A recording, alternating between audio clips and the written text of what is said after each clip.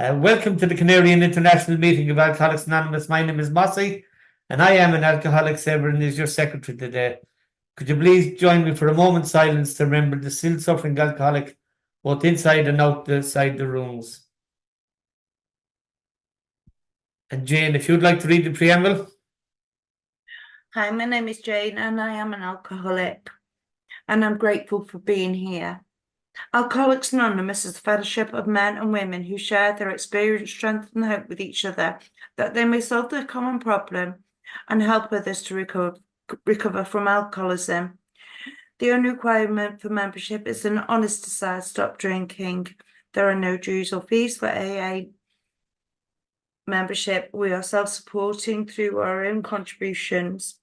AA is not allied with any sect, denomination, politics, organisation or institution, does not wish to engage in any controversy, neither endorses nor opposes any causes.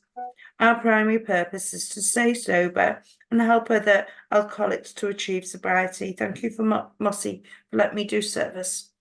Thank you, Jane. And a very warm welcome goes out to any newcomers and return to Alcoholics Anonymous. The chat is now disabled until the end of the meeting, except for the meeting host. If you feel the security is at risk at any time, please private message one of the co-hosts so we can check it out. We also suggest that you're mindful about sharing your private information in open chat, pre and post meeting, and perhaps only consider sharing your email address in the first instance. Our speaker today is the beautiful Marianne, who came all the way back from Gambia to do this with us, because I know we'd all love to listen to Marianne. Take it away there, my lovely friend. You have 40 to 45 minutes. Go on even longer if you want, because nobody will stop you, Marianne. Am I allowed to do hand signs to you, Mossy? Thank you very much for asking me, Mossy. My name's Marianne, and I'm a grateful alcoholic. And I never thought I would ever say those words, grateful. My sobriety date is 10th of June, 1991. And I don't know how that happened. When I was 20 years, these two old timers in Wimbledon shared back to me and said, "We never thought you'd get it." And I said, "You and me both." I procrastinated, I argued, I did everything opposite, but I wanted what the people had in this room. So I just go back to the beginning, as I've got such a long time to share. I do apologise to those that heard me at Reading, and most of you have heard me on this meeting. I was adopted when I was 6 weeks old, and during my life I have found out that I was born in a workhouse. Irish mother from County Kerry. And I was telling an old timer once about it, and I said, "You know, I was born in a workhouse." And he said, "Really?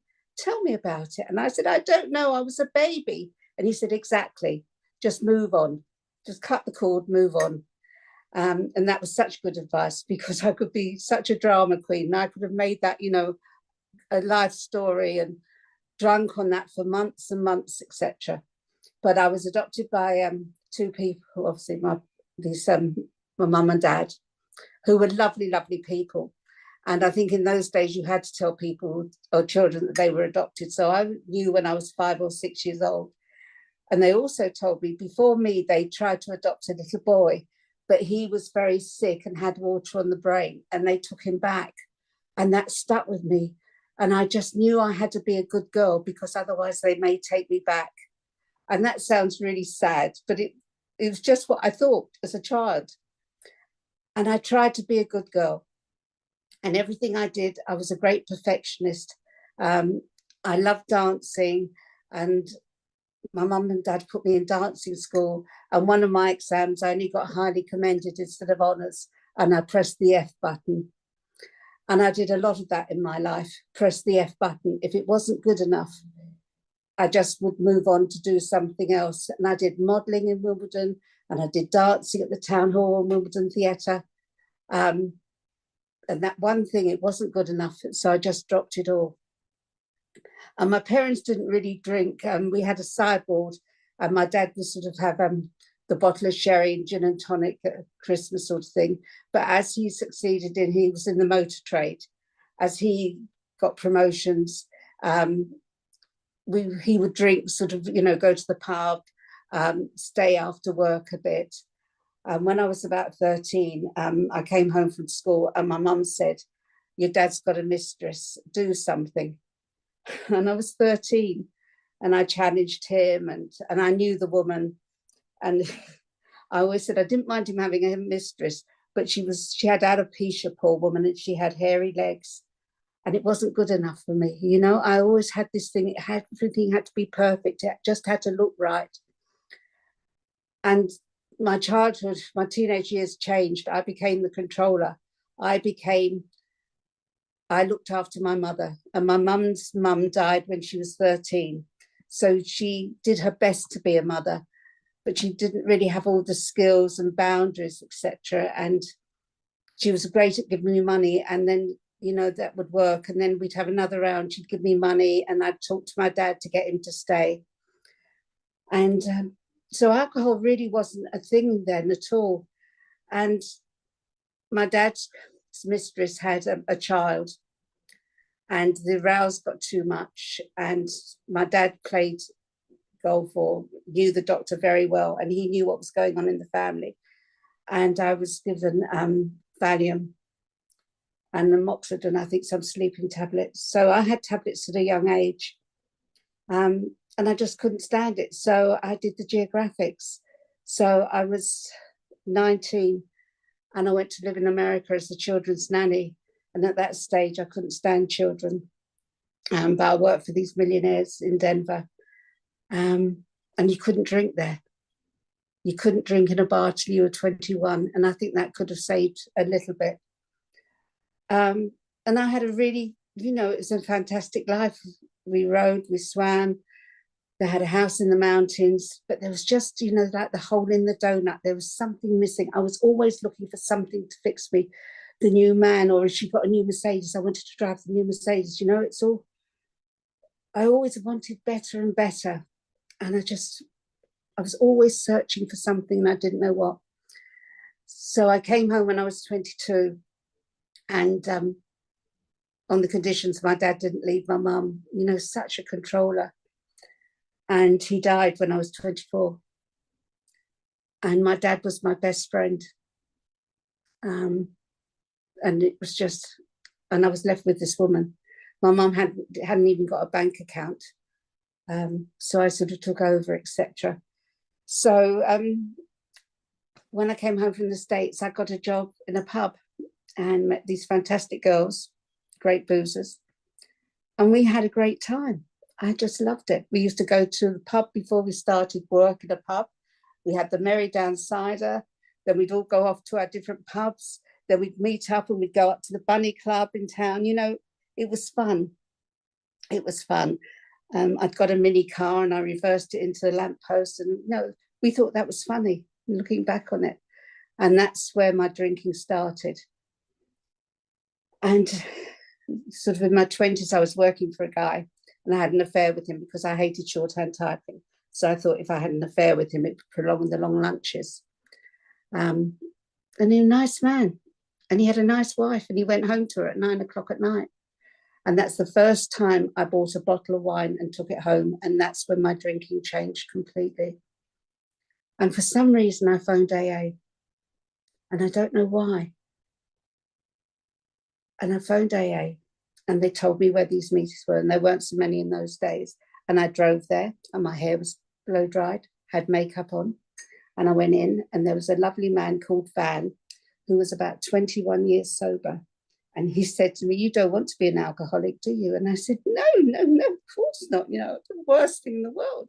I said, I just want to, do it ladylike. So, I don't have these sort of calamities. My drinking was a bit like eggs and bacon. I'd drink, and then it would be a disaster. It was like going up the ladder, and I was like, I'd have a good job, and then I'd get pissed or the work's due, and then I'd have to find another job, Anyway, I went to AA for a couple of weeks. Very nice people. Didn't see anything on the walls. Yeah, and one of them knew me. By this time I'd worked in a very big store on fragrances, and we used to have wine under the counter. And she said to me, "Oh, I know you. You work in so and so. You work for Fabergé, don't you? And you go to that pub after work." And I went, "Yeah, yeah." And I thought, "Oh my God, what have I said to her?" And I always had that thing, what did I say? And in the mornings, if people said, "Oh, you know what happened last night?" And I used to say, "Please, God, just open the pavement up so I could just dive in. I don't want to know what I did last night." The pure sheer, the shame of it all. But then I'd have a drink, and it wasn't that bad, because if you had my mother, if you had my responsibilities, I could justify everything. Anyway, I did the geographics for 16 years. So I left AA after 2 weeks and did the geographics. And I went to Norway with Fabergé. I was pissed most of the time, but I could sell well. I sold more than the Estee Lauder girls. I went to Crete and I was a rep, met a guy who was a bar manager. So we had an affair for quite a few years until the papal suggested we settle down and have a family. Well, shock horror. I get on a plane back home, don't I? And that was my life, really. I drank, I got into trouble, and I did the geographics. I moved on. So when I left being a rep and left Greece, Crete, and came back, I went and worked for the BBC. And I met my husband, my ex-husband. And within 6 months, I was walking up the aisle in a white dress. The guy who had the wife who played bingo, who I had the affair with quite a few years ago, I had him outside the church just in case I changed my mind. Now, this is not normal, is it? But I thought it was normal. I always had a backup. So I was married for 5-6 years, and we had a brand new house, 1-bedroom house in Wimbledon. I had the dog I always wanted. I had a really nice man, and yet I was empty. And we live in a little close, and there are a lot of people that just got married, so quite a lot of young people. We used to have barbecues or little dinner parties. And there was one older lady who was divorced, very, very nice, and she threw a dinner party. And I just thought, oh, we're not going to have enough to drink there. So I got really tanked up before we went. And as we were sitting there around the table, the guy was putting the wine, topping the glasses up. And she put her hand on her glass and she said, "I've had enough." And my voice said, "Well, I always knew you were a boring old fart." I mean, how could I have said that? And this woman stopped talking to me for a long, long time because she was showing up my drinking. I just like people that drunk like me. My husband, he didn't drink till 10 o'clock at night. And then he drank until he finished. I was in bed by 10 o'clock at night. And this time I would say that his mother apparently was an alcoholic. And I just knew that he was going to leave me. So what do you do after 16 years? I had nowhere else to go. I phoned AA to find out where a meeting was. And they said, "Would you like someone to come to the house?" I went, "Oh, no, thank you. Just tell me where the meeting is." And they told me where it was. It was a step meeting in Wimbledon. And I went up there. And I just went in and they said, "Oh, have you been here before?" And I said, "Oh, yes. And I didn't have, my pride, I couldn't say yes 16 years ago. And I went because I thought Peter was leaving me. And what would I do without a man? What would I do? So I went to and I went to 2 meetings a week, Monday and Thursday in Wimbledon. I didn't share. I heard people say things like they'd wetted the bed. And I thought, oh my God, if my mother heard what they were saying, I wetted the bed. But, I couldn't tell anyone because it was a secret. My mother told me, "You never tell anyone what goes on in this house." Nothing did. We weren't mass murderers or anything, but, my dad had the affair and the shame again. And we didn't tell. And I sat there on this hard. And I used to say to a couple of women, "Have I got to sit on these hard chairs for another 40 years in church halls?" You see, I wasn't a grateful alcoholic. I didn't like AA. And I always shared that. I think I had F off written on my forehead. And I was at a meeting on Sunday and there was this young girl and she had F off written on her forehead. And I told her how I hated AA. I said, I hated it. I hate everyone hugging, kissing. They didn't seem to have a care in the world. They were all laughing. I said, and when your world's falling apart, that's the last thing you want to do. But I said, all I did was just sit there. And I don't know how it happened, but the love came over me. And they said things like, you need to get a sponsor. Now, the women in AA at that time were 12 and 13 years sober, and they were old timers. And they made cakes, and they had children. And I used to say to my friend Mel, do you think, you think they've heard of Marks and Spencer's? Who on earth makes cakes? How boring, how utterly boring. And one of them, her husband came along in his Mercedes and picked her up. And I thought, it's all right for her. She's got a house, and I was about to lose the house. Peter left, which was the best thing ever. I thought it was the worst thing ever.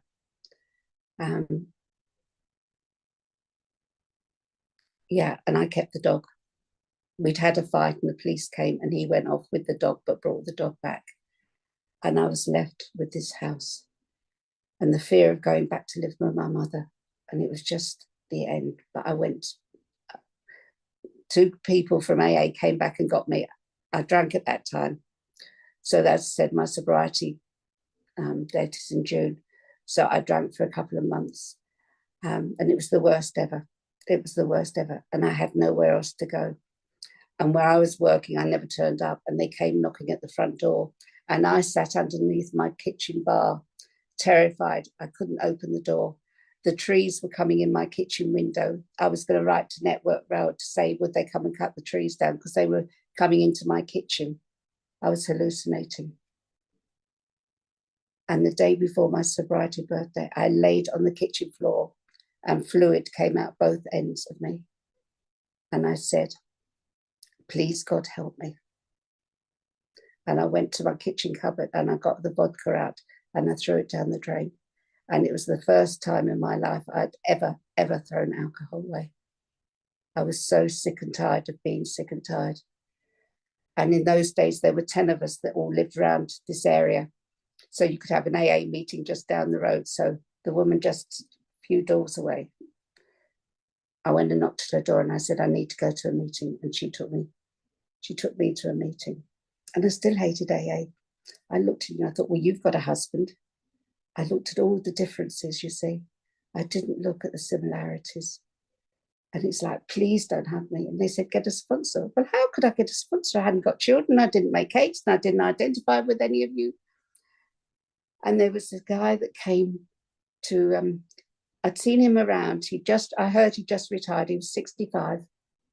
And apparently his wife was in the fellowship, but I didn't know her. And he came to 2 meetings I hadn't seen him at. So there was this woman, and I won't say her name because Jen's on here. And I knew she was having an affair with someone. And I said to her, so-and-so Bill, I said, it's an old timer. I said, I love how he just sits there and he's so serene. I want to be like that. And I'm like, do. Well, Jan would tell you what I used to be like. I couldn't even sit on a chair, in case I was too near the toilet or I couldn't see this or that. And I just wanted to be serene like Bill. And I said to him, she said, ask him, just see what and I said, well, they say women for women. She said, but Marianne, there's not that many women around, really, just see what he says. So I went up to him in my very negative way and said, Bill, I suppose you wouldn't be my sponsor. And he said, it would be a privilege to be your sponsor. Now, I thought I was going to wind this man around my little finger. I thought I'd got it made, you see. How different I am. Bill was going through divorce. He'd been married 45 years. And I was going through divorce. And he said, Marianne, it's exactly the same for both of us. And I said, it's not, Bill. You've been married 45 years. And he just had so much wisdom. And the things he said to me, the best was, we were in my lounge. And he said to me, do you know, Marianne, you are useless with men. Well, I looked around to see who he was talking about because I knew it wasn't me. I knew I was such a hit with men. You see, the arrogance. And he was so right. And he said, I suggest you don't have an affair or meet anyone for the next 6 months. Let's focus on sobriety. Well, I said to Mel, and he said, you can fantasize. I said to my friend Mel, well, I've never fantasized in my life. I've always had the real thing. Well, luckily, no one asked me out in that 6 months. And I did meetings, and he said we could start the steps. Well, I was on step 1 for 6 months. I thought I was going to die on step 1. I used to go to each Sheen meeting and say to people, I'm still on step 1. And everyone else seemed to be progressing. But I couldn't get the unmanageability. I really couldn't see how my life was unmanageable. And Bill would give me things like, well, Marianne, you know, you told me about your bank statements are in the drawer. I think, how many was it? You said 32? And I said, yes. It's terrible, Bill. They keep sending me bank statements. He said, could I suggest you open them? Because, Marianne, sometimes banks make mistakes. So you really need to see if you're overdrawn. Well, you've never seen any, you know, if they owe you money rather than being overdrawn. Well, you've never seen anyone open 32 bank statements so quickly. God, if the bank owe me money, I need to know now. So Bill never, ever lectured me. He always gave me examples of what he did and how he got through situations. And we had to look at the unmanageability. And he said, Marianne, you know, you've got a mortgage. You know, you'll have to sign on. You need to sort of get benefits. And you need to see about paying certain things, you know, your electricity, blah, blah, blah. So step 1, it was for 6 months. And people used to say, you know, because Mel and I were new faces on the block. And, you know, in those days, if you're a woman and you know, people wanted to hear your share. And he said, you've got nothing to share at the moment, Marianne. You've got no recovery. So I suggest you just focus on you and don't share. So people would come up and say, oh, Marianne, would you be kind enough to do a share? Oh, I'd love to. I said, but my sponsor says I'm not ready. Oh, what a get out clause that was. So 6 months later, someone came up and said, oh, Marianne, the chair hasn't turned up. Would you be able to do the chair? And I said, oh, thank you so much for asking me.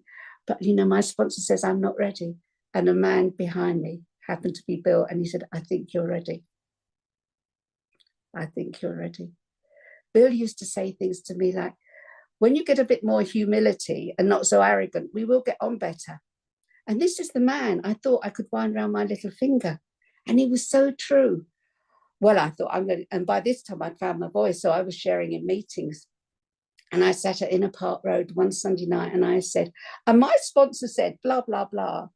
And people sort of sniggered because they saw Bill behind me. And I turned around and he just burst out laughing. And that was our relationship. That man gave me examples. We went through the big book, but he told me how he did things, what happened to him when he lost a job, when he had problems with the bank. He went and talked, he communicated. He taught me this word about communication. You know, I never told anybody anything. Well, I tell you something and I tell you something, but I'd never tell one person the whole thing. Never told the person the whole thing. Bill was my sponsor for 21 years. I love when Mossy shares about his sponsor, you know. When some of these women that I talk to say, oh, I got rid of my sponsor, you know, she didn't understand me. I said, oh, you know, how much were you paying your sponsor then? You know, people give their time freely. I would, and Bill always said to me, you know, may I suggest you don't go around to 99 people looking for the answer you want. Just ask people who you know have had the experience of what you're going through. See what they say, but, you know, just take a few. I'm looking at equity release at the moment, and I've spoken to 3 people, and my cousin has gone through it as well.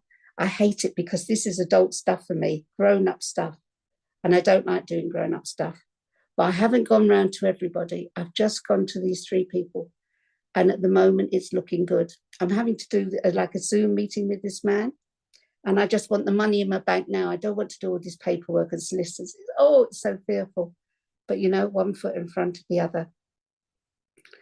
So Bill, as I said, Bill was my sponsor for 21 years. During this stage, he did come to my mother's, one of her birthday parties. And she said to him, thank you for giving me back my daughter. And this is what he did. He taught me how to be a human being. He taught me how to be kind. He taught me how to have a listening ear. After about 6 years, I went into therapy as well. for 2 years. I got outside help because I needed it about my mother. My therapist at the end of 2 years said, I feel I know your mother intimately. And I went into therapy as well because I was training to be a counsellor. I trained to be a counsellor with a friend. We both hated it at the end, but I'm glad I got those skills because it's helped me a lot in my work as doing liaison work.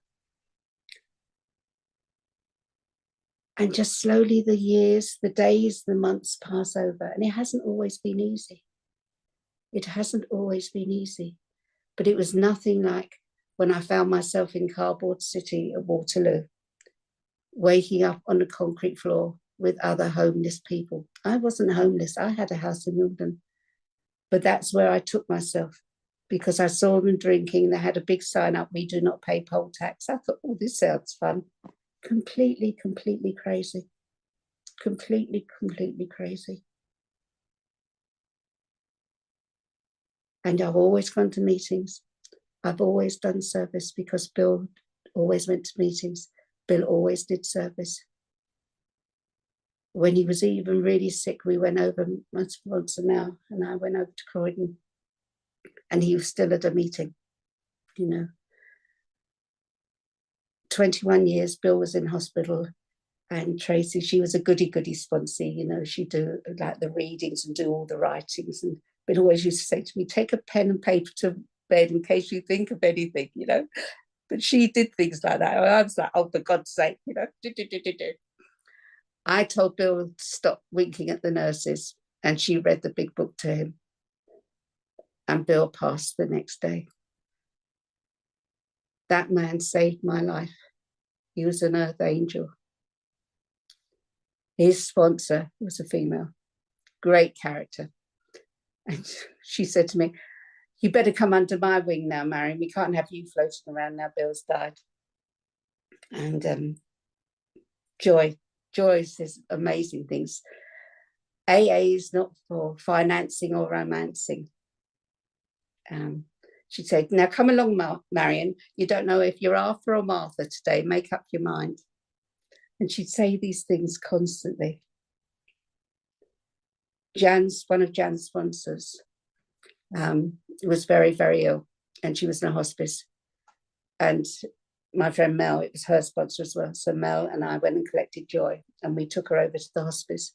And I saw these two old timers sitting, talking about the early days when Phoebe went to Joy's flat. In those days, they used to stay with one another and like dry them out. And so she stayed with Joy apparently when they were much younger.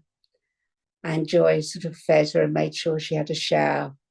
And when she left, she gave Phoebe a fur jacket that Phoebe had always liked. Phoebe never had a drink ever again. She died many, many years sober. Phoebe had even lost her son. He was killed, but Phoebe didn't pick up a drink. These people have taught me, whatever you go through, you don't have to pick up a drink.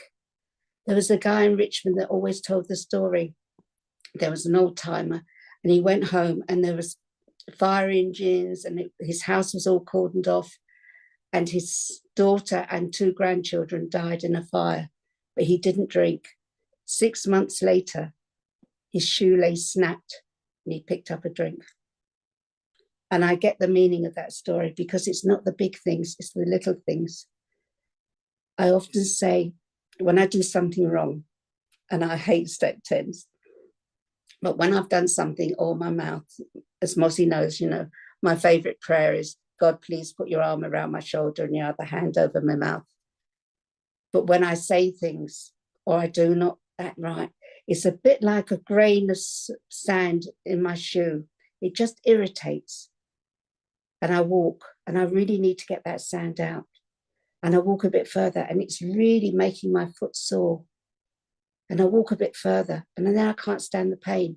So I take my shoe off, and I shake the sand out, and I put my shoe back on, and it's okay. I'm more comfortable in my skin then. I'm more comfortable. So, and I haven't said that, 3 years into being in sobriety, I met Jack. I met Jack in prison. I went to do, I I used to work with people coming out of prison, lifers. And one of my lifers had been recalled. So I went to Downview Prison. In those days, it was a man's prison. And I heard that there was a rehab that had been started, the Serenity Shack. So I was going into, I had a visiting order, so I was going to see this guy. And I just contacted the counsellors and just said, you know, oh, I heard about it. It sounds really good. And they said, oh, come and have lunch. So I saw my guy and I had lunch with these two counsellors. And they said, oh, would you do a share for us? And I went, yeah, no problem. So there I am in the man's prison doing a share. And this guy sits opposite me with the biggest blue eyes ever. And said, are you coming to Camber Sands? And I said, no, don't do conventions. And my head said, and you won't get my Shally key either. He found out what organisation I worked for, and he just wrote a thank you card. And that was it. And then I got a call from one of the lawyers in the office to say that Jack had been recalled to prison, and he'd contacted them. And if he sent a visiting order, would I go and see him? And I said, I'd go and see him if he said he'd attend the AA. I knew there were AA meetings in the Scrubs. And he agreed, so I went to see him. And he threw the towel in. He said, I'm sick and tired of being sick and tired. And I said, when you come out, I can introduce you to some guys, you know, that will really support you. And that's what happened. Phil's now died, but his daughter is like Jack's goddaughter. And we had a beautiful, Phil really helped him, Neil helped him, so many guys helped him. And he had a sponsor in Wimbledon who used to wear a cravat. Jack was a real commie, you know, and had a lot of F words, a real builder guy. And he had this guy in Wimbledon, Malcolm, who was terribly, terribly posh, and you'd never think those two went together. And one day I saw Malcolm in the garden centre, and he said to me, I'm not gay, he said, but you know, I really love your Jack. And that's what Jack died 9 years ago. And that's what people have said to me. I really love your Jack. People in Gambia still talk about Jack. I met one of the guys from the hotel, the accountant. He'd moved to Sweden, and I met him this year. He came up and said, I know you know, sort of thing. And he spoke about Jack, and he took off Jack's accent, and wasn't very spiritual, but it was like, oh, how he used to come down and go, F this and F that. And he said, oh, he always made us laugh. He's such a lovely guy, you know. And I think, you know, when you die, someone can just say you were a nice person. You know, that's okay. I always say I don't really care who likes me or not, but as long as God thinks I'm doing okay, that's all right with me. So my mum just got dementia. Sorry, Mossy, I'm really going all over the place, but obviously I meant to say what I meant to say. My mum got dementia for the last 6 years of her life, and big controller, you know. I used to go to my Cobham meeting and share on a Monday about it. I always took Mondays off because doing shift work, I couldn't get a home group, so my boss let me do a 4-day week. And God, if social service don't get their act together, why don't they hear what I say about my mother? And then I'd come home, and then I'd phone social services in Kingston and say, I really appreciate what you're doing for my mother, but I'm wondering if we could get the same carers in, because it's very confusing with dementia. You know, people, my mother doesn't know where her kitchen is, you know, and they ask her where the coffee is. And that was hard. Jack and I never went away on holidays at all. And I still had to work. I had a mortgage. So I'd be at my mum's house at 5 o'clock in the morning to make sure she wasn't on the floor or she was all right, and the carers would come in. And then I used to work in a detox, and I drove up to London. And after a long shift, I'd come back 11 o'clock at night and go to my mum's to make sure all the lights were off. Sometimes it was like Blackpool illuminations, and it was hard, but I didn't have to drink. I shared. The number of people that came up to me and said, my mum had dementia, or my family members got Alzheimer's. It's amazing, you know, once you share how you get people who have been in a similar situation. I had an enormous file I collected on all the help you could get. I wasn't being heard by social services at one stage, so I my sponsor Bill always said to me, Marianne, don't keep knocking on the same door. If you don't get an answer, go to another door. So I felt that social services in Kingston weren't helping me, or hearing me rather. So I wrote to the Queen, and the Queen Mother was alive in those days. And I said, Your Majesty, congratulations on your, whatever it was, Jubilee. I'm sure you'll have empathy with me as you have an elderly mother. And then the Queen Mother died. But anyway, Buckingham Palace got in contact with social services in Kingston. I got the best care manager for the elderly, who had great knowledge about dementia. They used to call her the Rottweiler. She got my mother into the same day centre every day. She got the carers as much as possible in the time. She got the equipment I needed for my mother to have a bath. I didn't want my mother to have a wash down. My mother was used to having a bath. I was heard. I was heard. My mother used to say, you'll never get me out of my house unless it's in a box. The last few weeks of her life, she had to go into care home because she was falling a lot. She was only in there 2 weeks, and then she was in hospital. And when she died, people had heard so much about my mother, they turned up at her funeral. We brought my mother home to spend her last night in the house. And we left the house, and the undertakers brought my mother's coffin out, and my mother was the last person to leave her house. And it was done with dignity. All I kept saying was I wanted dignity and respect for my mother. As you get older, you have to have people to help wash you and things like this. I just wanted dignity. And I had a horse and carriage because my mum was a lady. She had her hair done every week and her nails done. And with dementia, having to wear nappies, that wasn't my mum. But I did that because my mum lived in our house 60 odd years and all the neighbours knew it. And my mum went out with pride. And as we got to the crematorium, I heard my mother say to me, I'm going home. And my mother went home. She had a very long life at 96. As some of you know, there's Esther that's on the meetings. I'm full of admiration. I've watched that lady care for her mother. Unbelievable. Unbelievable. I'm so blessed to have so many friends. And when Jack died, I decided I could either sit in the house, God's waiting room, waiting for my number to be called. And I could hear Jack say to me, for Christ's sake, get off your big backside and go back to the school and do something. So we have a small group of friends now. We got together, and I was working at the nursery school, and we started sending the children's clothes out. So here they'd say to their children, oh, look after those trainers because they're going to go to Gambia for a little boy when they get too small for you. And that's how we started. And at school, the funding was very short. So I said, one of my famous words, why don't we look at sponsorship? So in the last 10 years, I've spent a lot of time in Gambia. I used to do 6-9 months, and it's getting shorter and shorter now. And we've had up to 83 children sponsored each year. I've seen these babies being born in the village. I am so privileged. I am so privileged. I'm a white woman, an old white woman, walk into the village, and these little kids come when they're 3, and I get the biggest knee hugs ever. I'm so scared that I'll fall ass over tits. And when I go past lower basic, when they've moved on to the next school, we do a lot of singing at school, and it's like get the toys put away. We do tidy up, tidy up. So I go past lower basic, and the kids go, Auntie Marianne, tidy up, tidy up. And I go, oh, for God's sake, be quiet, because I'm worried that people will think I've got OCD. Out there, they don't know what OCD is. But you see, it's all about me.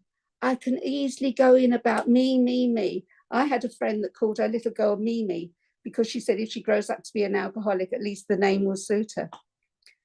I really have to take myself out of the equation. And in Africa, you don't need Coronation Street. Every day there's someone dying, someone's sick, there's a car accident, there's a fire.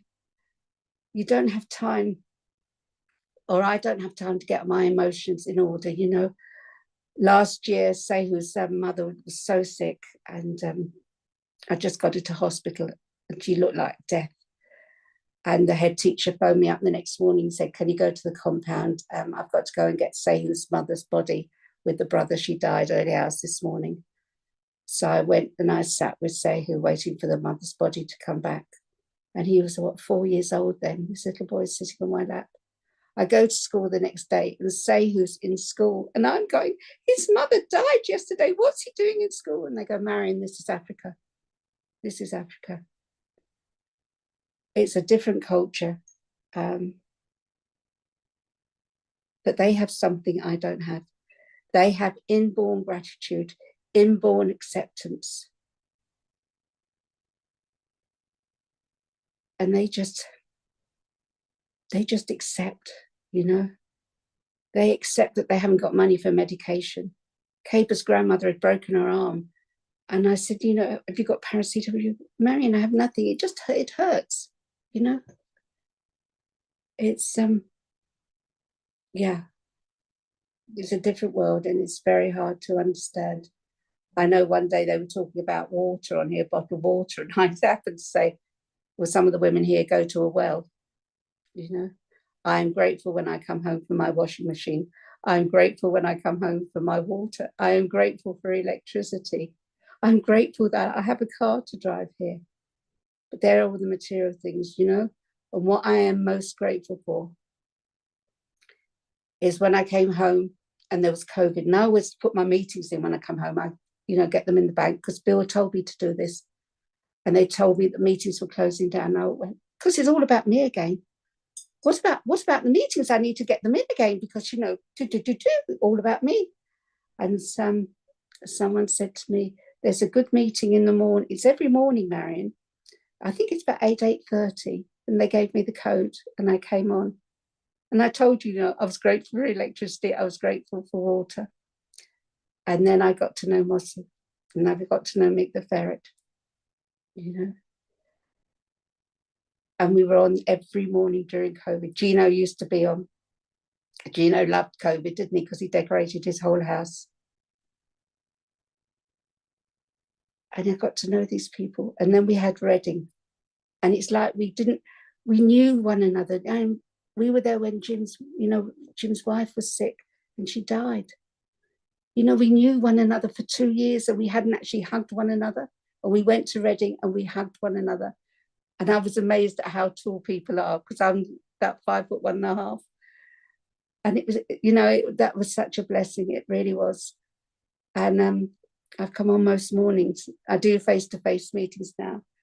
In Gambia, we started up having meetings. I used to have 2 meetings a week, one at my villa and one in the town, but we relied on tourists. And I remember Worcester Park Don in Wimbledon used to say when he started the Wimbledon meetings, he'd sit there with a big book and sometimes he had no one come. And sometimes I would sit in the big book in Senegambia at the meeting waiting and we had no tourists. And then we had Zoom. So I can take my home group to the Gambia. And my sponsor always said, you know, you couldn't live there, Marianne, because there's no meetings. Once there was Zoom, she said to me, you know, Marianne, you could live in Gambia now. There is Zoom. But no, I can't live in Gambia because I miss my tribe. A lot of them come out and see me and I'm very blessed and a lot sponsor the children and it's wonderful when they're there. But I have many weeks when I am by myself. But I'm not by myself because I have friends there, but not friends that drink a lot. I'm very careful who I mix with. I'm very blessed. I still have drinking nightmares, waking up convinced that I've had a drink, can taste it. And that is so good for me because why would I want to go back? Why would I want to leave my tribe? They told me, don't leave till the miracle happens. They tell me the best is yet to come. You know, my cousin's husband, he's on the last stages of cancer and he's got his own program. A friend of ours has got a brain tumor in the fellowship. And you know, like with Phoebe and Joy, I've watched these people end their life with dignity. And what more can we give our friends and family? To be dignified and not be a drama, not be a worry. They know we're safe. And they know we've got very special friends. Mossy, I owe you so much. You know that. There are things we talk about that I don't share here. But I love you and Josie. Thank you so much for asking me. Thank you, Marianne. Always great to listen to you, and I'm glad to know you. I'm glad of your friendship and all that goes with it, and the kids in Gambia as well. I have a connection with them. Kathleen will do the promises for us, will you? Promises. If we are painstaking about this phase of our development, we will be amazed before we are halfway through. We are going to know a new freedom and a new happiness. We will not regret the past nor wish to shut the door on it. We will comprehend the word serenity and we will know peace.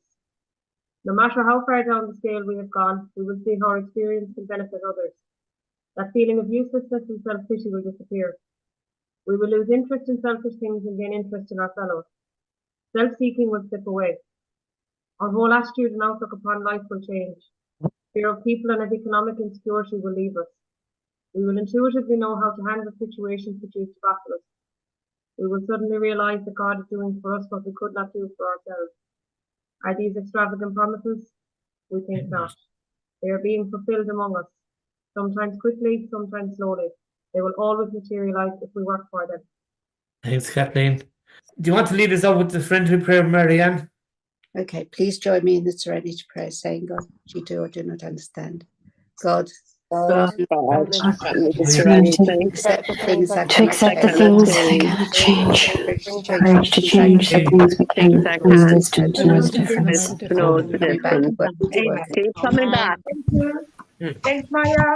Thanks, everybody. Thanks, Marianne. That was amazing. Thanks, Marianne. Really Thank you, amazing. Marianne. That Thank was you, absolutely Marianne. gorgeous, my darling. Thank you, Marianne.